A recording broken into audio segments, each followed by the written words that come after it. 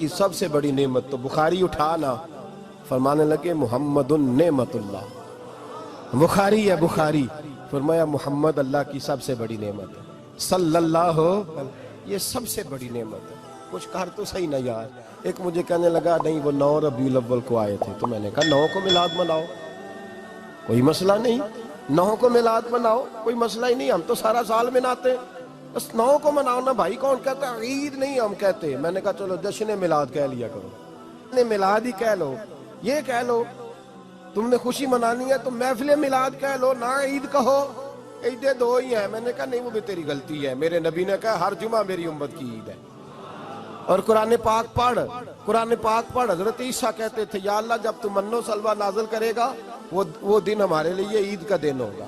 اور سیاستہ پڑھ، حضرت عمر کہا کرتے تھے جس دن دین مکمل ہوا یوم اکملت، جس دن دین مکمل ہوا یوم اکملت لکم، یہ آیتیں نازل ہوئی تو فرمایا وہ دن ہمارے لیے عید کا دن تھا۔ یہودی ہمیں کہتے تھے یہ آیتیں ہم پہ آتی تو ہم عید مناتے، یہ بھی تیری غلطی ہے کہ عیدیں 2 ہی ہیں۔ رب جب بھی کسی کو دید کرائے وہ عید کا ہی دن ہوتا ہے، وہ عید کا ہی دن ہوتا ہے بھائی۔ ہمارے لیے سب سے بڑی عید یہ ہے، اس لیے کہ باقی عیدیں اسی عید کا صدقہ ہے صلی اللہ تعالی علیہ۔ تو عید میلاد النبی پہ اظہار مسرت کرنا، خوشی کا اظہار کرنا، خوشی کا اظہار کرنا، یہ تو ایمانی تقاضا ہے، یہ تو روح کا تقاضا ہے، یہ تو اندر اچھلتا ہے۔ شریعت جتنی ہمیں اجازت دیتی ہے اتنا ہم کرتے ہیں، اور کوئی میلاد کی محفل میں کوئی ایسا کام نہیں ہوتا جو شریعت سے ٹکراتا ہو۔ پہلے کیا ہوتا ہے؟ تلاوت، منع ہے قرآن پڑھنا۔ دوسرا کیا ہوتا ہے؟ اتنا درجہ ہے نعت کا، اب تو نہ نعت پڑھنے والے رہے نہ سننے والے رہے، دونوں میں ہی کمی ہے۔ اور میں اکثر کہتا ہوں نعت پڑھنا اتنا کمال نہیں جتنا سننا کمال ہے۔ سننے والا کوئی ہونا چاہیے، نعت سننا زیادہ معنی رکھتی ہے۔ اس کی وجہ یہ ہے کہ نعت پڑھنا صحابہ کی سنت ہے اور سننا محمد مصطفیٰ کی سنت ہے، اور سننے والے کا درجہ، ہاں تیرا درجہ زیادہ ہے اگر تو سمجھے تو۔ اور اتنا بڑا درجہ کہ حضرت احسان بن ثابت نعت پڑھے تو نبی پاک اپنی چادر ممبر پہ بچھائے اور وہ میں نیچے نہ پاڑ، ادھر میرے ممبر پہ بیٹھ کے پاڑ، یہ کوئی معمولی بات ہے؟ رسول اللہ کی نعت سننا، بلغ العلا بے کمال ہی کشفت دجا بے جمال ہی حسنت جمیع۔ شیخ سعدی کہتے ہیں 3 فقرے لکھے تو چوتھا ہوتا ہی نہیں تھا، میں سو گیا، بڑا پریشان تھا کہ چوتھا فقرہ نہیں بن رہا۔ بلغ العلا بے کمال ہی کشفت دجا بے حسنت جمیع، چوتھا لکھا نہیں جاتا تھا، نیند آ گئی، میری آنکھ لگی تو محبوب کا دیدار ہوا۔ حضور نے فرمایا پریشان پڑے ہو؟ میں نے کہا محبوبہ 3 لکھے ہیں چوتھا بان ہی نہیں رہا۔ حضور نے فرمایا چل سنا نا مجھے، یہ چھوٹا نعت پڑھنا کوئی چھوٹا کام ہے؟ یہ تو ہم نے کھاتا ہی غلط لوگوں کو دے دیا ہے، وہ تو اس قابل ہی نہیں تھے کہ نعت سنی جاتی۔ بلغ العلا بے، شیخ سعدی کہتے ہیں میں سنانے لگا اور مصطفیٰ سننے لگے۔ بلغ العلا بے کمال ہی کشفت دجا بے جمال ہی حسنت جمیع خصال ہی۔